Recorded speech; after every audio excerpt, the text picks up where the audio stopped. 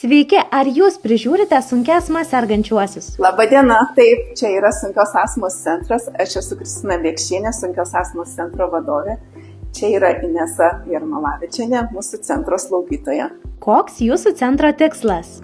Mūsų centro tikslas - atrasti sunkia astma sergančius pacientus, juos ištirti, diagnozuoti ir taikyti šiuolaikinį gydymą. Kada centras įkurtas? Mūsų centras įkurtas jau beveik 8 metus. Kaip atrodo jūsų darbo diena centre? Centre mes paprastai pacientus konsultuojame poliklinikoje.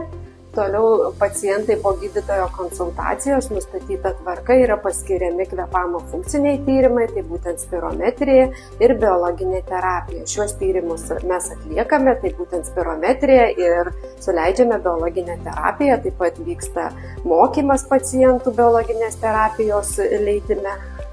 Kuo jūsų centro veikla svarbi visuomeniai? Visuomeniai tai, kad mes atliekame ne tik diagnostinį klinikinį darbą, bet ir šviesdami apie šią ligą, kuri dažnai pacientai tiesiog neatpažįsta šitos ligos, kad jie turi astmą, sunkią būtent astmą ir kad gali gauti šiuolaikišką gydymą, kuris tiesiog pakeičia jų gyvenimus. Pagrindinis centro ateities tikslas. Ateities tikslas - teikti kuo geresnę, kuo prieinamesnę pagalbą sunkia astma sergantiems pacientams. Ačiū labai, viso geriausio. Viso.